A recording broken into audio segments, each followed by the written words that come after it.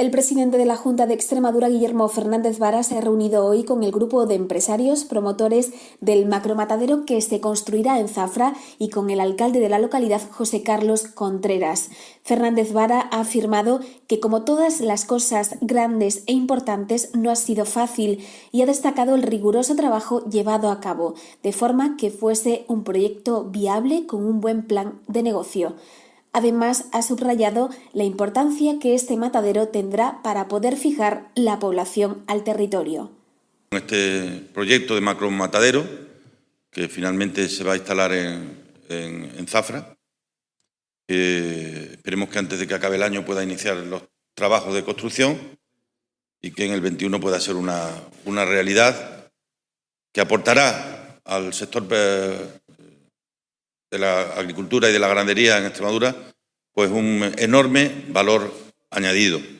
La inversión oscilará entre los 16 y 18 millones de euros en la primera fase y se estima que se puedan crear en torno a los 100 puestos de trabajo una vez que el proyecto ya esté en marcha.